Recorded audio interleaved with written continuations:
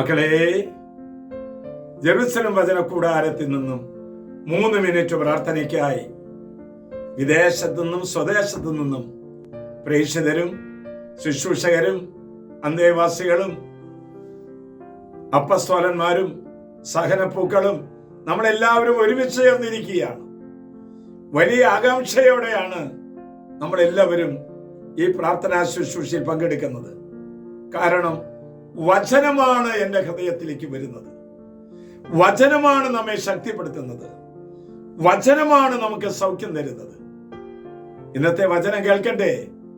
ഇതാ ദൈവമായ കർത്താവ് നമുക്ക് തരുന്ന വചനം 27-ാം സങ്കീർത്തനം 14-ാം തിരുവാക്യം. കർത്താവിൽ പ്രത്യാശയർപ്പിക്കുവിൻ, ദുർബലരാകാതെ ധൈര്യം അവലംബിക്കുവിൻ, കർത്താവിനായി കാത്തിരിക്കുവിൻ.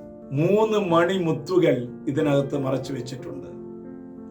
പ്രത്യാശ, ധൈര്യം, കാത്തിരിപ്പ്.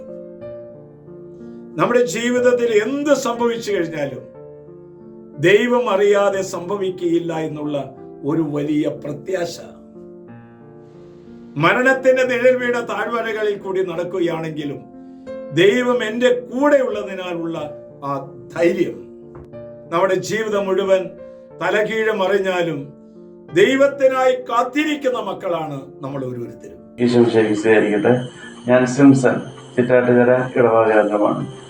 എനിക്ക് ഒരു ആന ബസ് പറഞ്ഞിട്ട് ഞാൻ ബസ്സിന്റെ അടിയിൽ പെട്ടിട്ടുണ്ടായ അപകടമാണ് എനിക്കിപ്പോൾ സംഭവിച്ചാലും. അത് മൂലം എനിക്ക് അടിവേർ തെറിച്ചിട്ട് ട്യൂബ് ഇടേണ്ടി വന്നു, യൂറിന്. അതുപോലെ വയറിന്റെ സൈഡിൽ മോഷന് കവർ വെച്ചിട്ടുണ്ട്, ഇടുപ്പല് തകർന്നിട്ടുണ്ട്, നട്ടില് 2 ചിന്നിയിട്ടുണ്ട്, കൈയിന്റെ എല്ല് പൊടിയിട്ട് സീലിട്ടുണ്ട്, കാഴ്ചയ്ക്ക് പൂർണ്ണമായിട്ട് നഷ്ടപ്പെട്ടിട്ടുണ്ട്. ഈ അവസ്ഥയിൽ ഞാൻ സന്തോഷത്തിലും സമാധാനത്തിലും കഴിയണത് പ്രാർത്ഥനയുടെ ശക്തിയിലാണ്. ഈ അവസ്ഥയിൽ ഞാൻ ജപമാല ഉണ്ടാക്കാറുണ്ട്, ജപമാല കെട്ടി പ്രാർത്ഥിക്കാറ്, ജപമാല ഉണ്ടാക്കാറൊക്കെയുണ്ട്. ഇതിന് ഞാനിപ്പോൾ ജെറുസലം ധ്യാന കേന്ദ്രത്തിലെ സഹനപ്പൂക്കളിലെ ഒരംഗമാണ് ഞാൻ. ഈ അവിടുത്തെ പ്രയർ ലൈൻ കേൾക്കുമ്പോൾ, പ്രയർ ലൈനിൽ കയറി പ്രയർ ലൈൻ കേൾക്കുമ്പോൾ എനിക്ക് നല്ല മനസ്സമാധാനം. പ്രയർ ലൈൻ സ്ഥിരം കേൾക്കുന്ന വഴി ധാരാളം അനുഗ്രഹങ്ങൾ ഉണ്ടാവാറുണ്ട്. കാരണം പലർക്കും അനുഗ്രഹങ്ങൾ കിട്ടുന്നതുകൊണ്ട് ഞാൻ പലർക്കും അത് ഷെയർ ചെയ്യാറുണ്ട്. എനിക്ക് ഈ അപകടം കുറേ നാൾ സ്ഥിരമായിട്ട് കിടക്കേണ്ടി വന്നിട്ടുണ്ട്. ആ കിടക്കുന്ന അവസ്ഥയെന്ന് എൻ്റെ കൈപ്പിടിച്ച് നടത്തിയത് സർവശക്തനായ ദൈവം തന്നെയാണ്. ആ സർവശക്തനായ ദൈവത്തോട് എന്നും ഞാൻ നന്ദിയുള്ളവനായിരിക്കും. തളർന്നും നശിച്ചും പോകേണ്ടവര് ഇന്ന് സടകുടഞ്ഞെഴുന്നേറ്റിരിക്കുകയാണ്. വൈകല്യമുള്ളവര്, ദാരിദ്ര്യത്തിൽ അകപ്പെട്ടവര്, എല്ലാ വഴികളും അടഞ്ഞവര്, ഇനി മുന്നോട്ട് പോകാൻ സാധ്യമല്ല എന്ന് പറയുന്നത്, അവിടെ ജീവിതത്തിലേക്ക് കർത്താവ് പ്രത്യാശയായി, ധൈര്യമായി, നമ്മുടെ കാത്തിരിപ്പായി നമുക്ക് ഒരുമിച്ച് ചേരാം.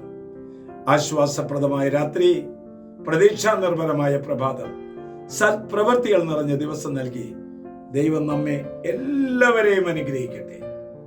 നമ്മുടെ കർത്താവ് ഈശോ മിശിഹായുടെ കൃപയും പിതാവായ ദൈവത്തിന്റെ സ്നേഹവും പരിശുദ്ധാത്മന്റെ സഹവാസവും പരിമളവും നാം എല്ലാവരോടും ഈ പ്രയർ ലൈനിൽ സംബന്ധിക്കുന്ന സർവ്വ കുടുംബങ്ങളോടും സമൂഹങ്ങളോടും കൂടി ഉണ്ടായിരിക്കട്ടെ, എപ്പോഴും എപ്പോഴും എന്നേക്കും. ആമേൻ.